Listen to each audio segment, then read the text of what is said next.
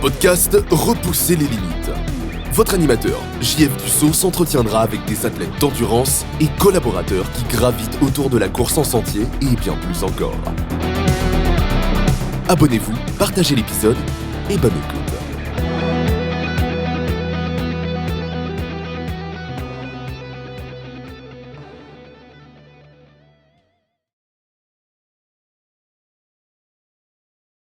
Bienvenue à Repousser les limites. Welcome on the episode this week is very special in English with one guy you pretty heard of him this recently because he's the first Canadian to win the Barkley Marathon and to finish it.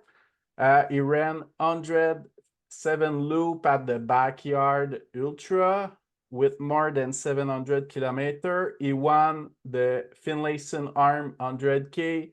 He won the Fat Dog 120 mile. He also won the Canadian Death Race in Alberta. And recently, he won the Earth 100. Ihor Verys, thanks a lot to accept the invitation and welcome on the podcast. Thank you, Jean-Francois. Thank you for having me. Yeah, that's my pleasure. So how do you feel now to be the first Canadian to win the Barkley Marathon? It's slowly sinking in. First couple of weeks, I still couldn't believe it. Every time I would wake up, I would look at my hands and my legs just to see the cuts, just to make sure it happened. Now it's kind of sinking in, and I'm realizing what happened, and feels great. Feels great to add Canada to the Barkley books. I feel like there's so many great Canadians who attempted Barkley multiple times, and I think country of Canada deserves to be in the records of Barkley. Thanks a lot, and it was so exciting to follow this. You and Jasmine everyone was posting on social media. We were following this very tight. So thank you a lot for all those emotions. Yeah, thank you, Jean-Francois. Thank you for following. And, I know that when I was out there, I knew that by then people would know that I'm in Barkley, and I know that the country of Canada would support me from West Coast all the way to East Coast. And that definitely helped me to keep pushing and getting through the race. Nice. So is that the first time that rookie won the race? No, it's not. It's actually the sixth time. Okay. Yeah, I'm the sixth person to do it the first try. I think Mark Williams was the first one, the very first finisher of Barkley. Yeah, and Aurelian Sanchez last year. Oh He yeah, also that's true. finished it. Yeah, and then Jared Campbell finished in his first year, Brad Mooney and John Fegiversi. So I'm the sixth one to do it on the Okay, first. very impressive. Thank you. So we'll start to talk more on your course personal before to talk more on the Barkley. So how did the sport arrive in your life? Barkley? Uh, Well, I actually thought about it on the first time it came to my head. I watched the movie about Gary Robbins first, Where Dreams Go to Die, about the very dramatic finish or almost finish of Gary Robbins, our Canadian ultra running legend who missed the cutoff yeah. by 6 seconds. And, it was, for me, it was impressive to watch it. And I was like, holy, like, why would people even do this race? And then obviously I ended up watching another more popular race about Barkley, the race that eats its young. And Yeah, the classic. right, yeah, and after watching it, I just, I confirmed in my head that I will never do this thing because this is just so sadistic and so crazy. You got to be a little bit out of your mind to be able to even to think about attempting it. But then I slowly was developing in the world of ultra, and as I got into backyard world, and I ended up going to the national championship um, in 2022, where teams were competing against each other, where I ran into Frenchman and Frenchwoman, Stephanie from Quebec. We had a great team, um, and at some point we hit the Eric Deshane and myself. We hit 60-hour mark, and that's when in my head something clicked. Like, okay, well, 60 hour is the time limit for Barkley. And in my head, like, okay, I can last 60 hours. Because first I thought it's impossible to stay awake and move for that long. But at Yeah. that point, as I was finishing loop 60, I told myself, it's possible to be awake, and to be moving 60 hours. Yes, different scenario, different race. There's navigation involved, different exertion level, but just the time limit itself, it kind of gave me that confidence, or a bit of confidence, that it's possible. And that's where started thinking about Barkley. And in addition, I met Jody Eisner, who ended up being my crew at the same backyard. Okay, okay. And we hit it off, and we were just chatting about it. And yeah, the rest is history. I decided that it would be nice to give Barkley a try, and it didn't happen the very first. Yeah, it didn't happen the first time, but uh, eventually I got in, and yeah, the rest is history. Okay, okay, cool. So how did you start running? Oh, running. I guess I started running. So originally I'm from Ukraine, and I moved to Canada 8 years ago. Yeah, Started yeah. running the year after, so probably 2016, 2017. I would run on the road. It was just something, was some sport or something, some activity that I wanted to do to clear off my head, to let the stress out. Yeah. And then I attempted a few half marathons and marathons, and did on the roads. Didn't do very good, but anyways, I was there for the love of running. Yeah, And okay. COVID happened, when pandemic arrived to Canada and to the world. I moved to trails because it was the only socially acceptable place to run, and away from people, safe. Yeah, we were pretty lucky with the trail running because every team sport is canceled, but we can run in the bush. Like, Exactly. And I discovered that during pandemic. So for me, it's funny because pandemic was a crisis for the world, but yeah, for me, it actually opened up the new door, and that's yeah. discover trails. So Uh, I saw you did a few FKT. yeah. So during the COVID, there's no races, right? So Yeah, I learned about these FKTs, and my friends in Manitoba, where I lived at that point, they told me, okay, there's such a thing as FKT. You don't need to race. You can just do your own thing, and just try to attempt to be the fastest on this route. And that's what I did. Attempted a couple FKTs, and I went pretty far, and I enjoyed it. And that's how I found out that, okay, I guess going distance is actually fun. okay. That so it was your first ultra marathon up there? My first ultra distance, yeah, was in Manitoba as a part of FKT. I guess it was Okay, okay.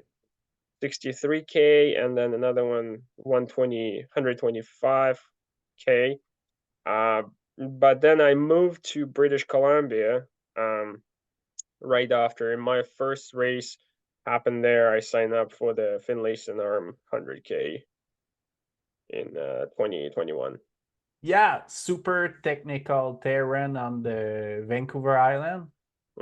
Yeah. So I think it went pretty good. You win the race. Yeah, well, I did FKT, and it gave me confidence that I can go far, but Yeah, when I signed up for the first race, and it was pretty technical. Yeah, it's 100K, it's 6,000 meters elevation gain. You run overnight, so you start at 5 p.m., you run at night, so you run into the morning.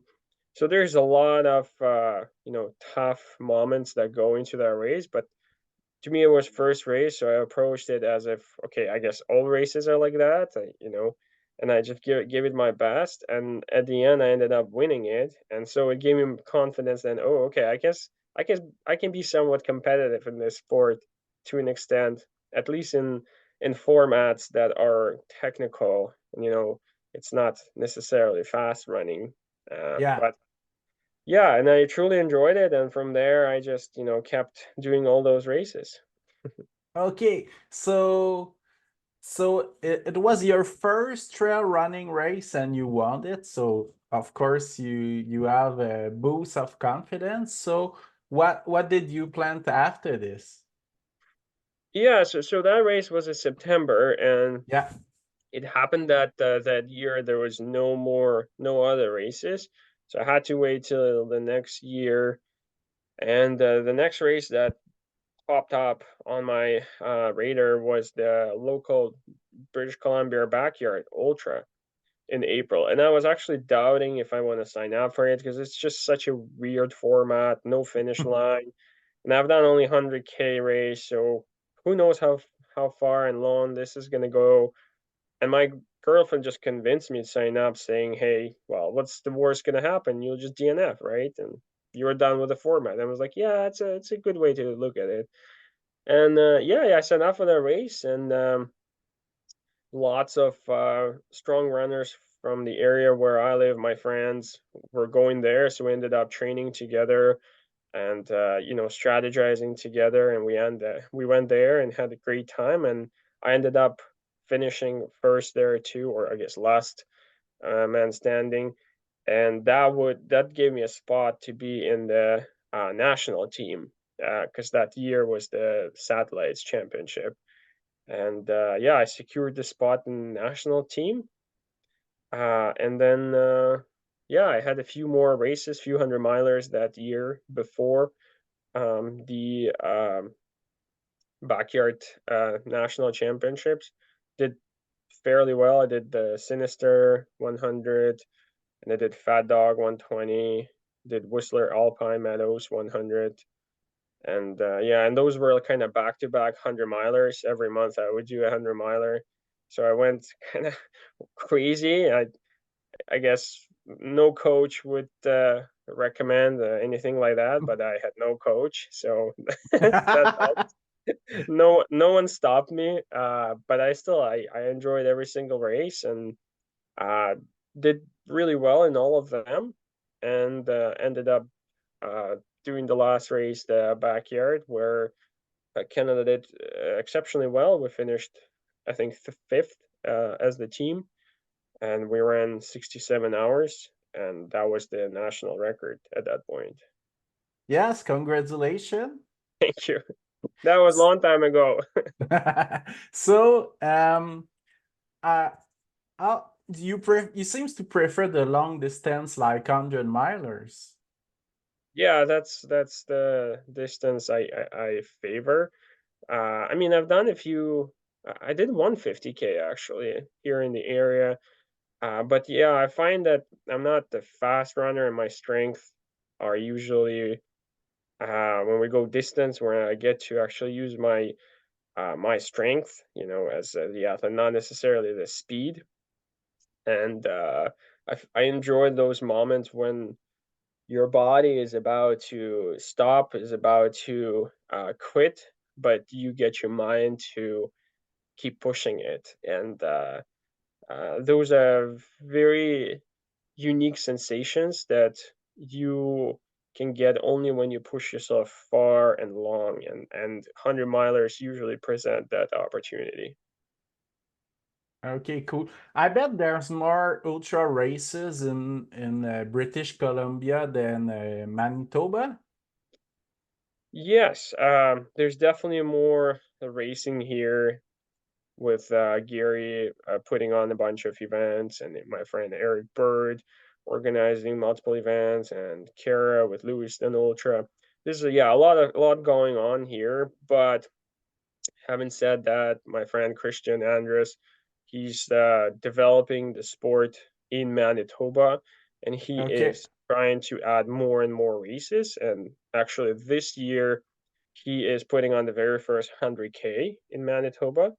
And Ah, cool. I'm going to be there racing it, and it's going to be a point-to-point race. And it's Manitoba, you might think it's flat, and it is to an extent. However, it has beautiful trails and it's very technical running too.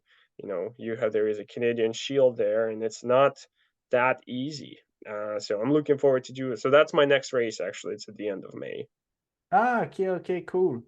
Yeah. So, we'll talk more about the backyard. So, when you go to Tennessee, you ran 107 loop with Harvey Lewis. Yeah, I did.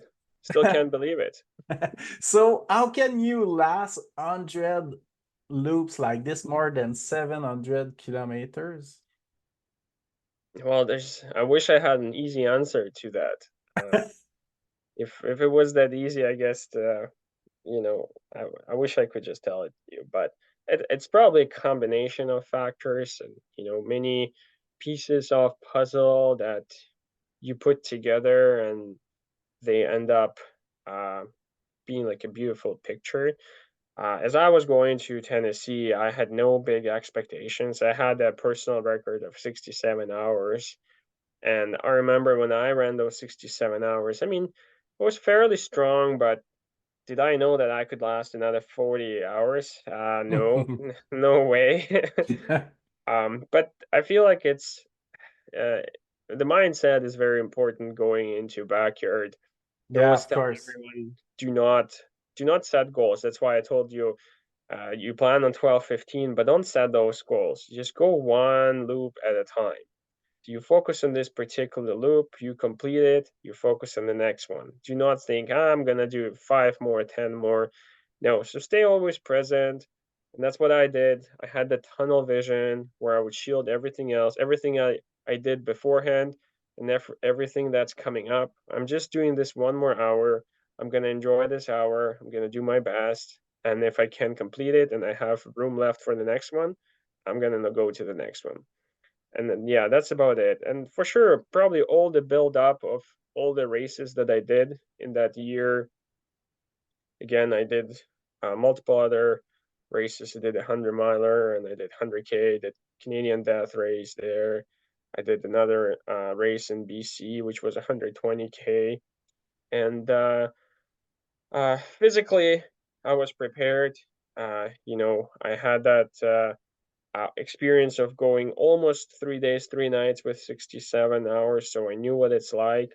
I was ready mentally. I had a great crew, Marina, who exceptionally experienced as well. So we went one loop at a time. And by the time that when my brain started slowing down and sleep deprivation started to kick in, that's where having a good crew always helps. My crew, Marina, she was pushing me further and further, even though I started forgetting things. I was very confused. I didn't know where I was going. I would forget where to turn around, and I forgot what we are doing in general here, which is funny because many other runners would have this similar experiences. So I was not alone. At least I knew that that was happening to others. And yeah, before you know it, I guess it's 107 hours. And now looking back and just learning everything from what I did right and from what I did wrong, and just looking at Harvey too, learning from him, listening to his podcast, and just picking up his brain. I could see that there were some things that I could do better. There were some things that I could improve, but at the same time, a lot of things went right. And this is a this is a unique thing about ultra running, because many things go wrong in ultra running, right? Yeah. It's easy to go wrong, for things to go wrong. But oh, my dog here is barking. Luna. Sorry, it's my girlfriend came in. She thinks it's an intruder. It's all good. Sorry. Yeah, and we we didn't have huge expectations. I went into the race doing my best, just like any other race. I'm like, I'm gonna push hard. I'm gonna get everything out of me. I'll do my best and see what it's gonna bring us. And it resulted into 107 hours, and I'm pretty proud of it. I guess it's a national record now, but I hope it's gonna inspire others in Canada, from West Coast to East Coast to rewire their brains and to tell themselves that, what, it's more than possible. We can do really hard things. We can do exceptionally impressive things. I know that our bodies are limitless, might be limited, but our mind is limitless. Yeah, of But course. when we combine those two, we can push very hard. And I'm pretty sure there will be a lot of other runners who will push beyond what's reasonable. And we'll see that in Canada. I really hope we're going to see that in Canada. Yeah, Yeah, there's so many talented runners, especially in Quebec now, younger generation that's coming up, and I think we're gonna see impressive things even this year at the satellites in 2024. I mean, this sport is still new, it's still growing. If you think the first backyard happened in 2011, so this sport yeah. or format has been around for only 13 years. It's 1 decade. It's a very young format, and I think we'll see that world record drop at some point or increase, I guess. I think we are capable to go beyond 108 hours. Yes, of course. And one thing I like about ultra running, it's you at one point you have no choice to adapt to the new normal. So I think your capacity to adaptation is one thing that could bring you further. Yeah, no, absolutely. I agree. And it's all experience, right? I did this and your brain is changing. Like, okay, you're actually capable of doing this. So now this is your new baseline, right? Yeah, So let's go from this baseline on into the sky. yeah. And for you, how do you train your mindset for prepare a race like this one? I don't do anything in particular. I mean, you could say probably I do a lot of, say, hill repeats where my brain gets calloused now and then. Because yeah, sometimes it's not fun when you do one little hill for hours and hours. But I think the best training for your mental state is just racing again, doing another hard things, doing some hard FKT or a hard challenge. It doesn't have to be necessarily a race, but you have to make yourself uncomfortable. So when you put Yeah, your body in an uncomfortable situation, everything is telling you to stop, but you tell yourself to push, and that's where you train your mind. So that's when mind becomes over muscle. And that's how you, I guess, prepare for those races.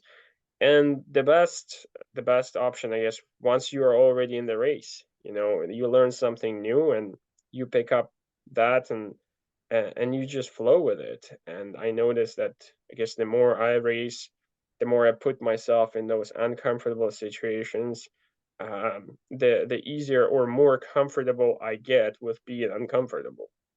yeah, yeah, of course. Nice. So what look like nutrition for you, like for a race of 5 days like this? Yeah, backyard is very different with nutrition. So if you take conventional 100 miler where I would be under 24 hours, for instance, racing, and you take backyard that's gonna go 5 days, two different formats. In conventional racing, you go somewhat faster a bit, so you're trying not to load your stomach with a lot of food. Usually it's quick sugars, just to get some quick energy. But backyard is different. You go so slow that you're capable of digesting literally everything. So, and when you are going for 5 days, the last thing you want to do is to stress your body with nutrition because you're already stressing it with literally everything else: sleep deprivation, pounding, physical exhaustion. So, if you throw in nutrition, you put something quick and some carbs that are annoying your system, well, that's not going to help. So, my nutrition strategy going into the backyard is keeping the same as every day because I literally can eat everything. I eat breakfast, I eat lunch, I eat supper at the same hours that I would usually eat on regular days. So those are going to be my main meals. And in between, on those loops, I would have some quick snacks, something that I can grab with me. But during backyard, those 5 days, I had zero gels, I had zero tailwinds. I didn't have any quick sugars, anything like that. So I ate solid foods, regular foods, good foods, and yeah, and I had zero issue with nutrition at all. Wasn't nauseous, didn't end up puking, had a great time. Okay, nice. So, how did you deal with sleep deprivation? I think you might have a strategy for power nap. Yeah, well, apparently I dealt with it pretty bad because I ended up being severely confused. But I guess it could have happened earlier if I didn't do what I did. So yeah, the idea was that at night I would run a little bit faster than during the day because, well, the course was a little bit easier. We were on the road, so we were able to go faster. And I would come to the camp and I would try to sleep 7, 8, 9 minutes every single hour, just nap. I would not eat in the camp. I would eat on the course. So I would spend all the time in the camp sleeping. Ah, okay. And yeah, I would get up and I would eat on the loop and then come back. And it was like it was really methodic and it was very structured. So every hour looked exactly the same. I would come in 49, 50 minutes. I would go straight to my cot. I would lay down, close my eyes, and my crew Marina would wake me up the 1 minute before the start. So she would wake me up with last whistle. She would, yeah, I would get up, go straight to the corral, and another hour. And it helped because first night it was hard to sleep because you're still kind of in that excitement stage, first day and world championships and all that stuff. But then Yeah. your body's getting so tired. You're second loop, so you're into 150 miles of running. So the second you close your eyes, I was dreaming. I was literally dreaming. So I would sleep for 7, 8 minutes, and it would help me because then I felt better on the loop, and then fall asleep again and repeat. And during the day, when the sun is out, your body wakes up, all your hormones are kicking in, and you're Yeah. feeling better during the day. So I didn't actually nap during the day. I didn't need to. Yeah, and it worked until the very last night. The very last night, I guess my body has started telling me, okay, well, 8-minute naps are not gonna cut it, and we gonna uh, deteriorate your cognitive function to an extent that I couldn't remember what I was doing. And still, even with that brain, and I was able to go for another, I think, 12 hours or so until the fifth night, and then yeah, and then it ended. Okay, okay. So, how did it went with the blister? Was good or? So yeah, blisters weren't the big issue. I guess what was the issue is foot swelling. Well, my feet swole so Yeah. they increased in size by 1.5. So I wear Oh, 12 and a half. Yeah, I wear 12 and a half. They ended up being 14. And I did not have a bigger size shoe, but thankfully, one of the crew members of the Australian runner, he was wearing size 14 shoes, and he just donated his shoes to me. He just wanted, wow. yeah. So he saved the game. He saved the last day. He gave me his shoes, and like I never ran in those shoes before, but they felt so good because they were so big and my feet were big. But I felt like it was a little bit already too late, just because my my, my feet were so swollen already that I kind of missed that point when I should have changed the shoe earlier. But regardless, it helped me for a bit more time. So by the end, my left foot was still so swollen, and at some point I couldn't feel it. So I would like touch it, and there's like nothing back, no sensation back. So I was worried for my health and long-term health. I didn't know what was going on with my foot. Maybe I damaged it permanently and I didn't want to. So that was one of the reasons why I stopped. Uh, Now I'm thinking what happened is that I think because of the swelling, the nerves were pinched and I couldn't feel anything. But then when swelling was gone, I started feeling it. So I did not inflict the permanent damage, which is great. But that's part of the reason why I stopped that, and coupled with obviously cognitive deterioration and mental, slowdown. And at some point, I realized that I already went 107 hours. So I'm like, oh, okay, that's a lot. I I feel like we're okay to stop here and learn from here. Again, see, I gained some experience with the shoes. I've never gone that far, so I never knew that my feet would get that big, right? Yeah, of But course. yeah, but now that going into the big race like this in future, I'll have a pair of shoes that are sized up, or even two sizes up, so that I'm prepared for that time when my feet are swollen again, and I don't cause severe damage to my feet. So is that the first time for you that your feet swallow like this? Yeah, yeah, it is the first time, and at Barkley, I did not reach to that point. I mean, after 59 hours, I felt like my feet were just starting getting bigger. Yeah. But yeah, I feel like it started like after 80 hours is when that's when it started getting really bad, and that's where I needed to size up. But how often do we run 80 hours, right? Yeah, the only possibly on 200-mile or backyard, I guess so, yeah. but it's pretty rare. So, what would be the best advice you would say for a new backyard runners to Yeah, go longer? yeah, I always for the new backyarders, I suggest this format to everyone, and I do recommend, even if you're new to ultra running and you just want to try your first ultra race, I think backyard is the great format because while it's so slow, it's social. You get to chat with people, you get to learn from them, you get the aid station every hour, Yeah. and right. So it's really good if you're planning on doing say 50K or 100K or whatever your distance might be. This is a great format to get into backyard.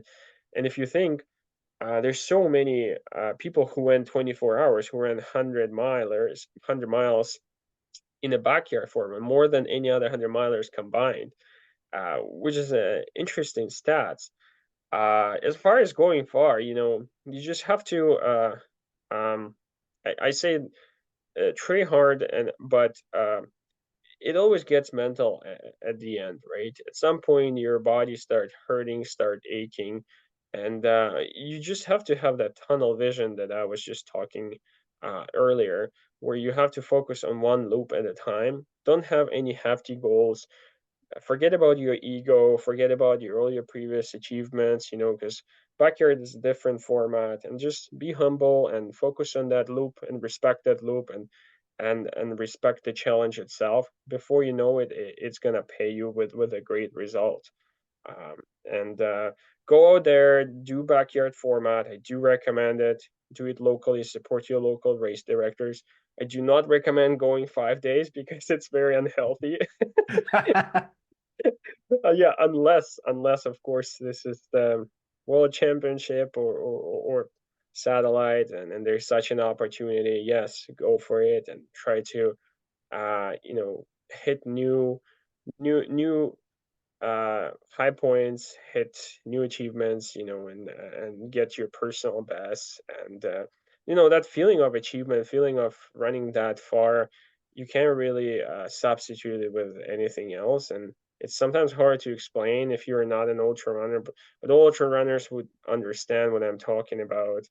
And challenge yourself, be fearless, go for it, and have fun. It's I met so many great people through backyard format, and now I have friends from all over the world. And it's all thanks to this great format, because if it was just a conventional 100 or even 200 miler, we wouldn't get to chat with each other, right? We would spend hours and hours alone, most likely. But here, we get to chat with the same people pretty much every hour. And it's Yeah, amazing. of course. Yeah, if you're only at the same place at the same moment. Yeah, yeah, exactly. Okay, so I'm gonna take note. I'm gonna write. I'm gonna do my first backyard this year. So There you perfect. go. Good luck, Jean-Francois. I believe in you. I'll Thank keep an eye you. on you. I love Kokuna. I love updates. I think, uh, as I said, Quebecois are exceptionally talented runners. You have a variety of skilled, gifted runners there, and I'm looking forward to see the results this year. I'm pretty sure that everyone is going to be surprised. You're going to surprise yourself, Jean-Francois, with how you're going to do, and we're going to be surprised with the overall results eventually. Yes, thank you, and good luck for you at the Quebec Mega Trail the week before. Thank you. Thank you. So let's talk about the Barkley. So when did you know that you will raise the Barkley this year? Yeah, so I knew about Barkley at the like when I got my invitation, you mean, or Yeah. oh, yeah, so I got it at the end of last year. So I had a few months, and Laz likes to do it so that those coming from overseas could have enough time to To arrange prepare. transportation, yeah, Yeah. and accommodation. So yeah, we all knew at the end of last year, and started training from there.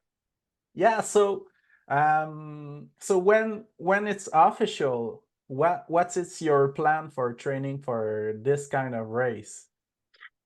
Yeah, so first you were happy because you get into Barclay and only 40 people get this opportunity every year, and you were Yeah, super excited. But it changes very quick because all of a sudden it hits you hard. You're like, oh gosh, you're in the Barclay. That's the hardest race in the world, right?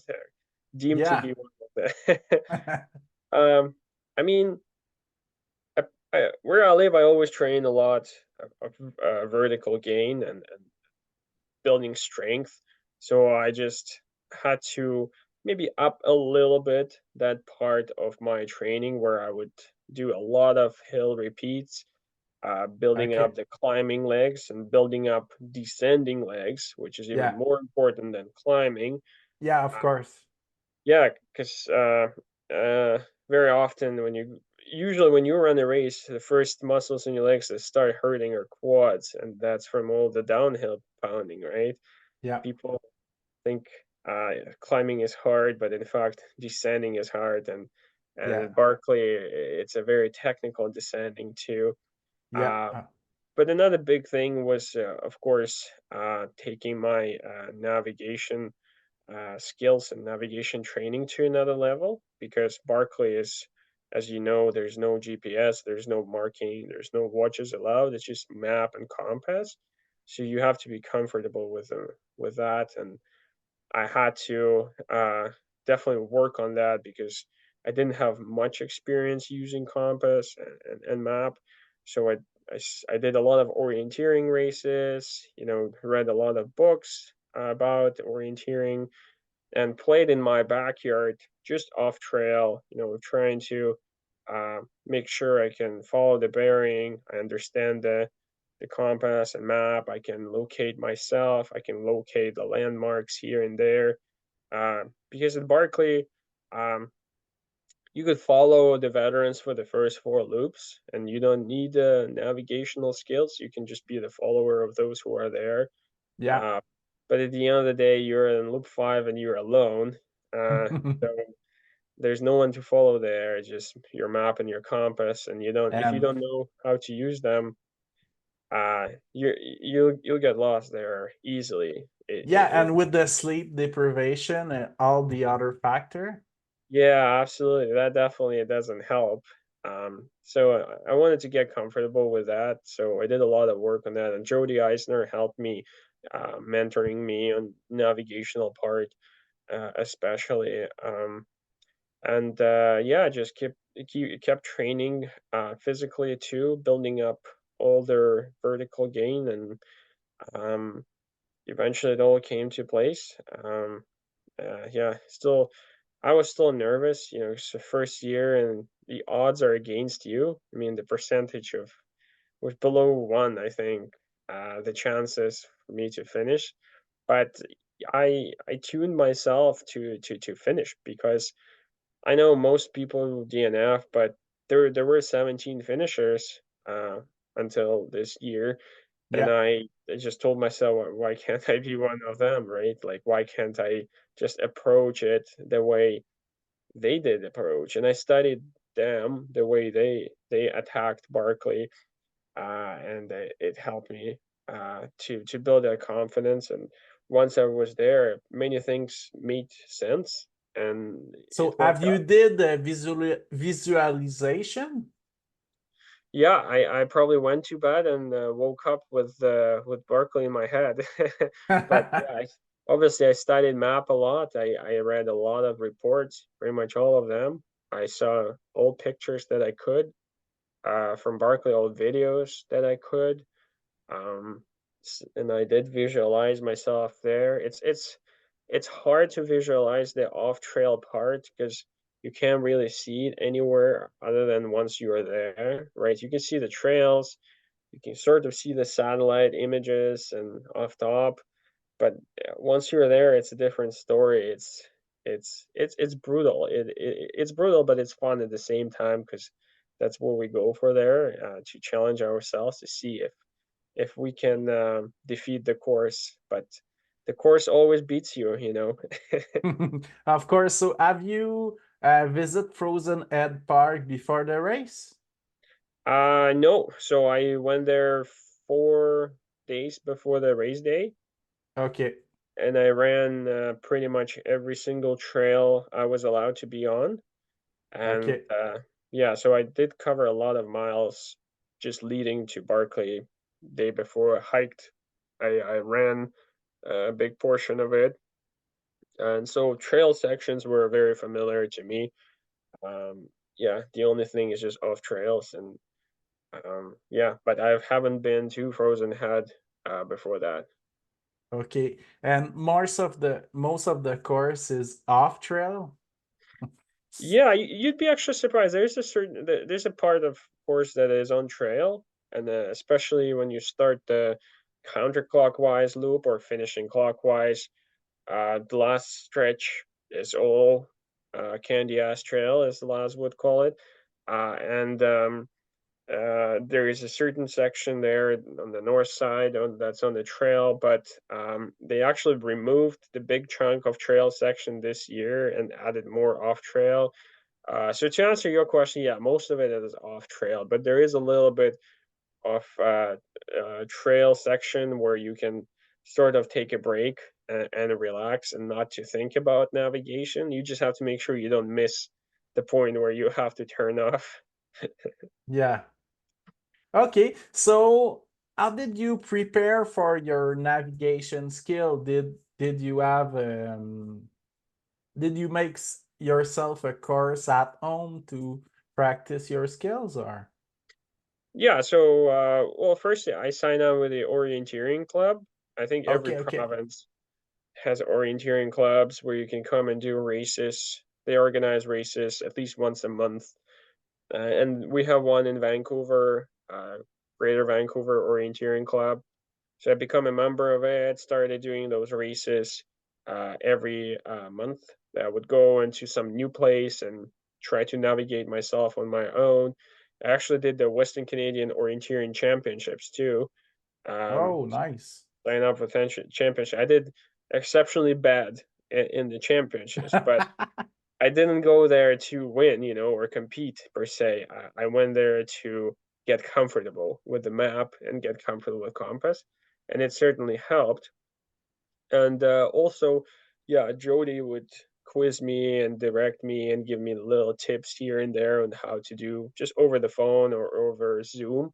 And the last one was just in my backyard. I would just get the map and try to navigate myself without using trails, just go off trail. The problem with our forests, though, is that they're so thick. It's really hard to go off trail. So it's lots of deadfalls, bushes, and it takes time. So sometimes it would be like an hour for me to cover 1 kilometer going uphill. Just how hard it is to just get through the off trail section. But that wasn't the point. The point was to get comfortable with following the bearing and with uh, knowing where you are and with identifying landmarks on the map. And it worked well. By the end, I was somewhat confident. Not you're never 100% confident, and I can't say that I'm a great orienteer, but yeah, I was somewhat prepared enough to be alone on loop 5. Okay, so now from your perspective, what you think is the most important skill to prepare for the Barkley? Well, I think for Barkley, just such a unique event that you can't really single out one of the skills because you can see exceptionally great runners on one side who are doing pretty good up until loop 5 because they wouldn't be comfortable navigating, and then Barkley sweeps them away. And then you can find exceptionally great navigators who are very comfortable knowing where they are and finding all the route, but they don't have that physical ability to make the cutoff of 12 hours per loop, right? Yeah. So which one is more important here? You can't really single out because Barkley requires you to be both. You have to be a great runner, strong runner, good with dealing with sleep deprivation, and you have to be a good orienteer, uh, good navigator. You don't have to be a perfect navigator. I've noticed that because I'm not a perfect navigator. I still sometimes not comfortable with certain things and question myself very often. And I'm pretty sure I could have shaved more time if I was more comfortable with it on loop 5, especially. But I think you just have to be a well-rounded athlete. Barkley just doesn't leave you a chance if you are weak at any spot. There were examples when people had to DNF because they didn't have proper gear, or they didn't, it was too cold, or they were overheated, the opposite. So yeah, you definitely have to be a good navigator. You have to be a strong runner. You don't have to be a fast runner, but you got to be a strong runner, being able to climb and descend for days and nights. Okay. Okay, perfect. So, how did you deal with your nutrition for the race? Nutrition, again, this format is a bit different than regular 100-mile racing. So you don't go as fast, but you do end up climbing, so you work hard. I was trying to eat solid foods as much as possible, and occasionally I would have some liquid calories in the form of tailwind, for instance, and occasional gels. And I was trying also to load up on as much food as possible when I was at the camp during the interlupal period. So Jody would have prepared a lot of food for me, and it's thousands and thousands of calories that I would just shove in as much as I could. And thankfully, my stomach is, I can't say that it's iron stomach, but it's usually good at digesting pretty much everything. Okay. And yeah, I would load up on a lot of calories for the next even few hours. I wouldn't need to eat anything. And other than that, I would have some bars, some Snickers, some chocolates. So yeah, usual ultra running food that everyone else loves to eat while trail running. So nothing special. Okay. So did you have time to power nap? I chose not to. Well, now that I know that I finished under 59 hours, I guess there was time to nap. But yeah, but I figured I wouldn't because I didn't have a strong urge. It was nothing compared to what I had at backyard. At backyard, Yeah. I was at that level where okay, if I need to stop per se, that level. Here I could clearly think, I knew where I was, I knew what I was doing. My cognitive function was working.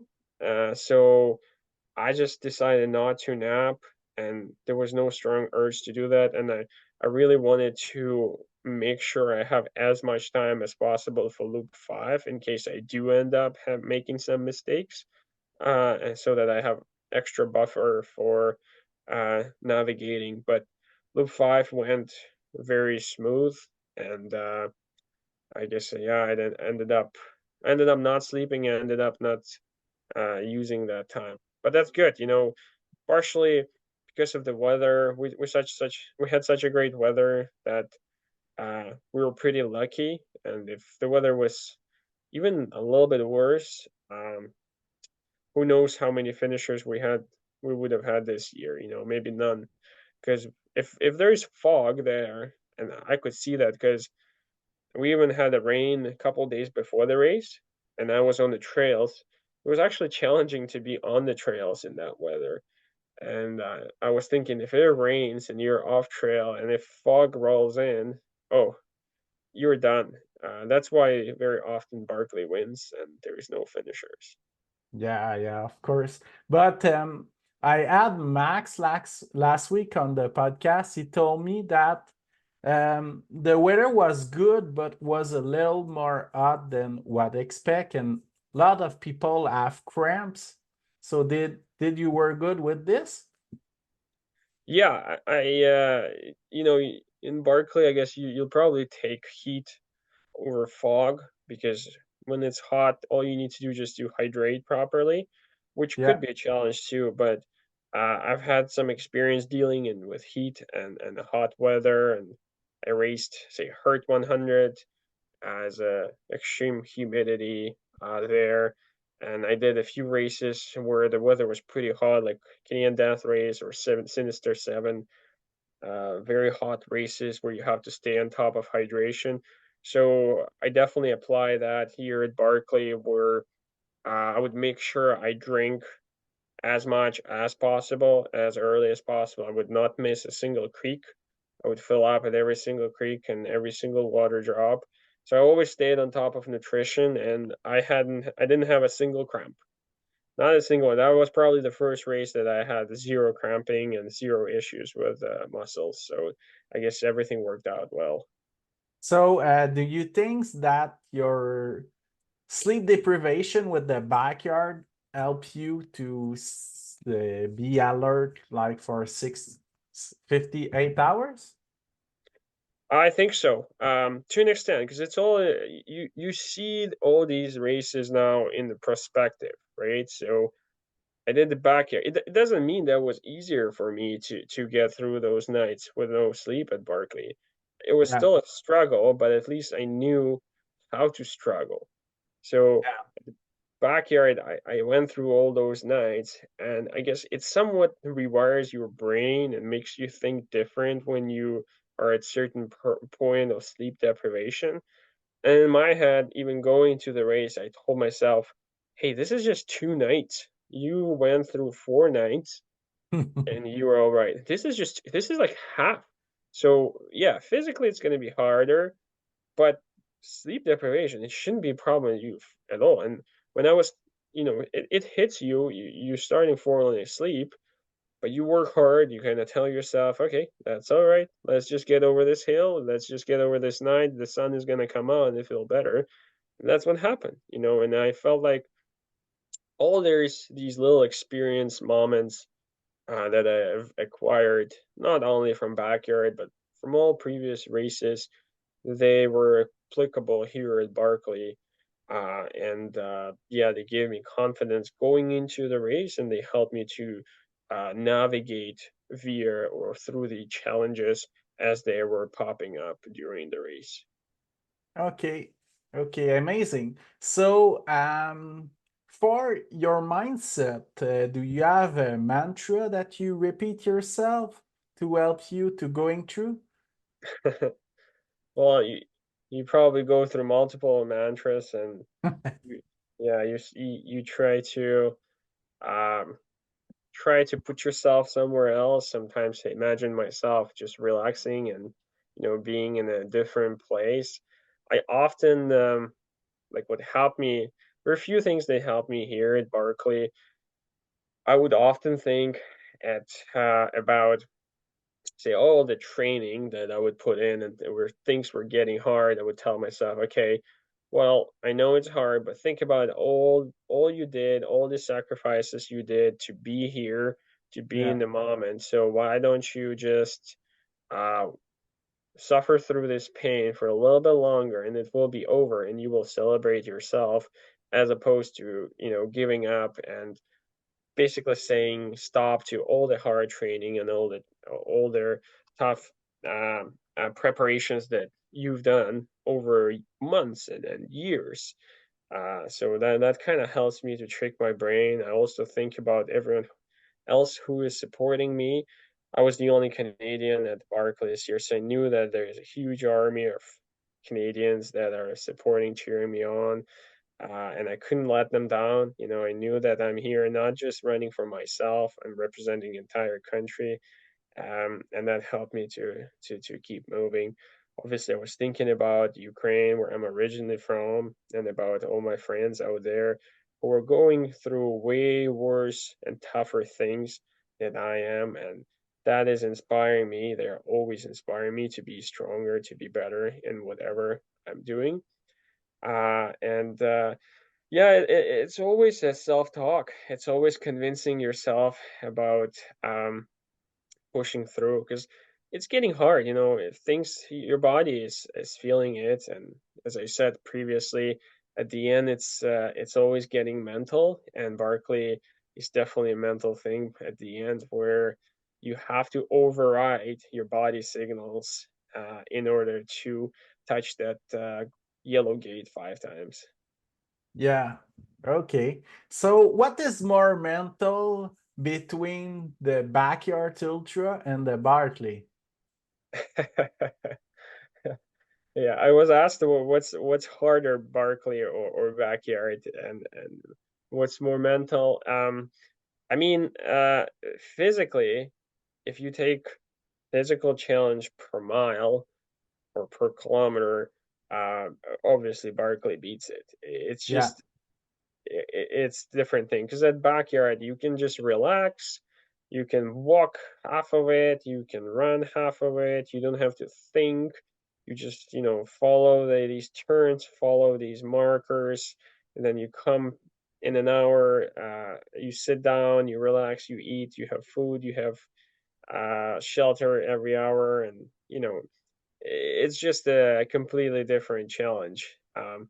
But at the same time, Barkley, there's a finish line, right? So mentally, technically, it's easier because, well, you'll be done.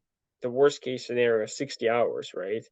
yeah, Um, you'll be done, and it's over. So hopefully you'll finish it. You don't have to, walk yourself out from hell knows where.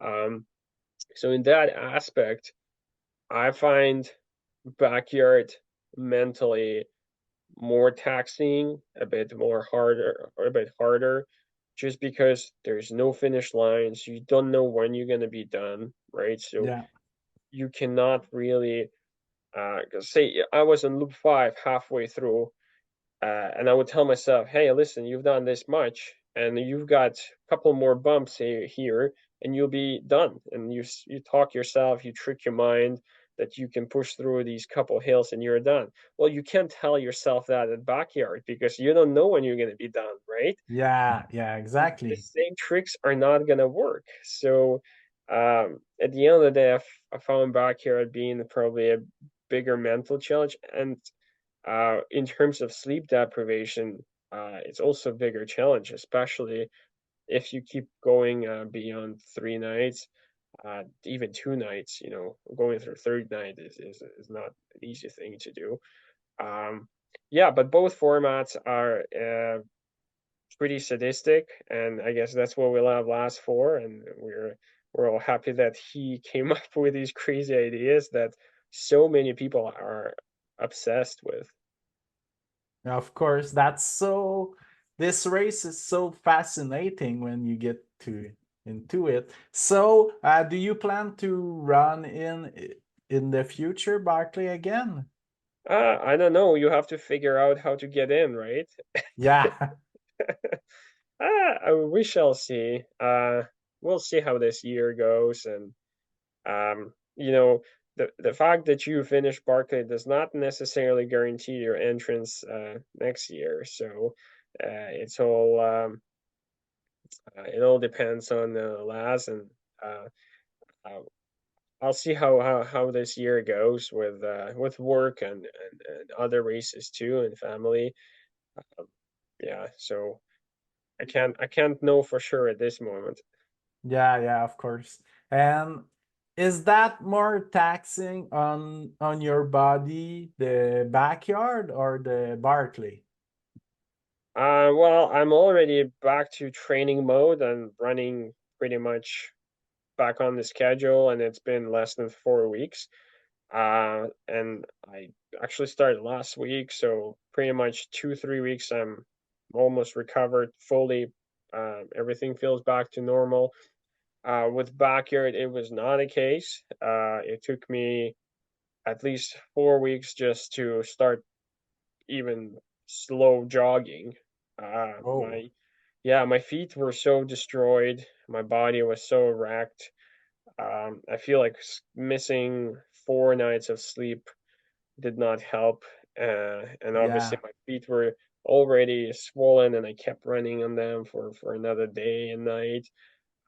So definitely my body was in a way worse shape after backyard as opposed to Barkley. Okay, so what would you recommend for someone that want to get in the Barkley? Oh, don't. No, I'm just kidding. I'm just kidding. Uh, um, you know what? It's there is everyone says that it's not much known about Barkley. It's all a secret, and nobody knows how to apply, what to do. But all the information is out there. It's not that actually secretive if you do some studying, if you're doing some digging. There's a lot of free information available on the internet. There's entire And Matt Mahoney. books?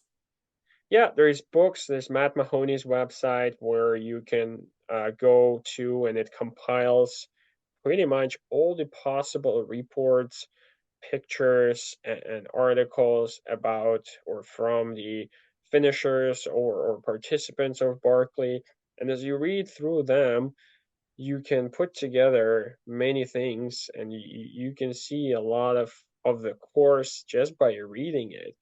And like after studying all that, I was able to pretty much build the entire course, at least previous courses, most of them in my head, and I knew them approximately where they were on the map.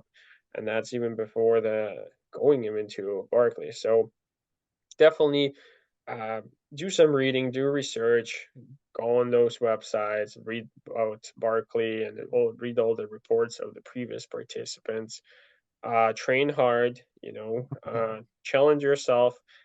I mean, Barclays 60-hour challenge, so make sure you go there and you do something crazy where you train your body and train your mind so that when you do come to Barkley, you come prepared, and because you don't want to just come to Barkley for the check mark. Okay, I've been here. You just want to make sure you actually enjoy yourself and do your best on this grueling course.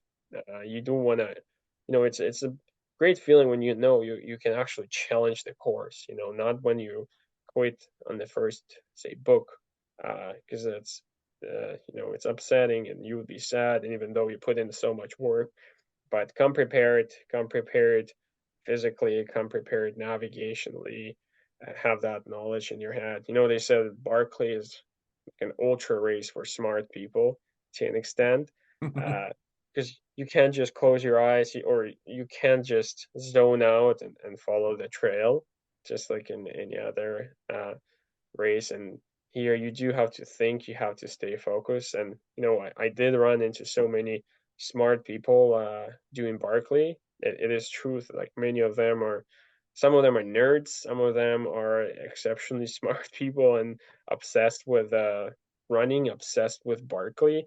And uh, I listened to Jared Campbell's podcast the other day, and he made a really good point. He said if you want to finish Barkley, you have to be obsessed with it. So Mhm. you either have to keep trying multiple times to finish it, or you have to be well prepared going into it the very first year. Yes, nice. So, what's your plan now for the season? You talk about the Manitoba race, 100K. I know there's the 100 mile in Quebec Mega Trail. Yeah, I'm gonna do Manitoba race in May, and then Quebec Mega Trail in July. And then I'm gonna go see Jody Eisner in Nova Scotia. He is actually a race director in Nova Scotia. He's putting on a lot of races there. Some of them are orienteering races, actually. So I'm Okay. gonna do his race. It's called Capes. It's a very beautiful race. Oh, yes, Uh, yes. I yeah, have so one gonna. friend that run it. Oh, really? Yeah, there you go. So wanna go there. So gonna do a lot of traveling in Canada, do local races, and planning on being in the States for Run Rabbit Run in September. So that's the plan for, I mean, again, until September, and not sure about right after. No plans right after, but something will probably pop up. Okay. So, do you want to run a 200 mile in the future? Uh, I wouldn't mind giving it a shot. It's just at this point, I feel like, well, first, they're very expensive, all those races. And, Yeah. you know, I I can't really wrap my head around that price at this point. I'd rather do 400 milers for the Yeah. price of one 200 miler. So if you calculate the price per mile, the better deal, doing multiple 100 milers. Having said that, I don't exclude that opportunity. I think one day I'll give it a shot, but it's not something I'm obsessed with at the moment. I would love to focus on the 100-mile distance and see where it brings me. Yeah, and the logistic is a little bit more complicated because it's like 1 week vacation to go up there sometimes. And Yeah, so it's just the entry fee is so expensive, but you add on, if you're bringing the crew or pacer, you rent the vehicle, you live there before, all the nutrition, you take entire week off from work, it adds up. It's going to be one expensive race at the end of the day. yeah, yeah, yeah. Okay. Do you have other plan you didn't talk for the future? No, just taking one year at a time so far and enjoying every single race and every single step during the race. Okay. So do you plan to go back on backyard format?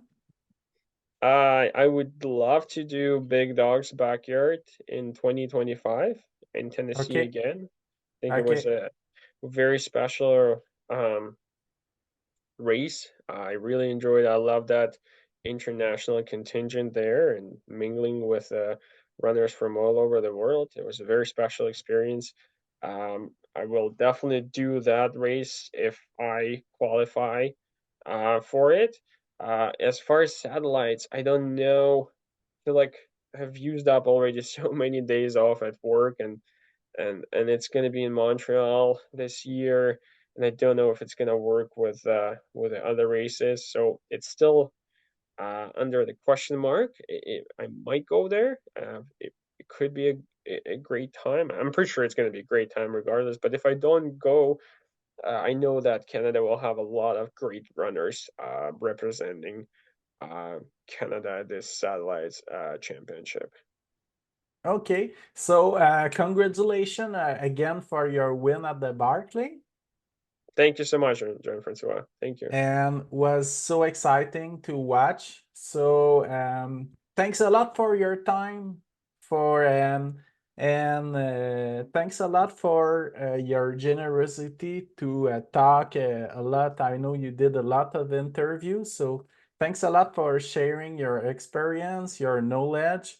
It's very interesting, and good luck on your future project.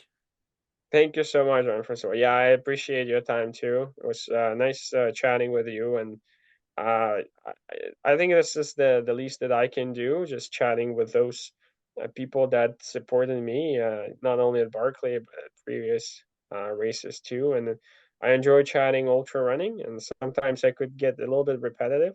But you have your own audience, and I hope whatever we were chatting about today will help him or her to, to get to another level, or to challenge themselves and get out there and have fun on the trails. Thank you. I might have to re-listen it again before my backyard ultra this year. Yeah, Jennifer. Good luck to you. Yeah, if I don't chat with you before your race, good luck. I'll keep an eye on you with all the online updates.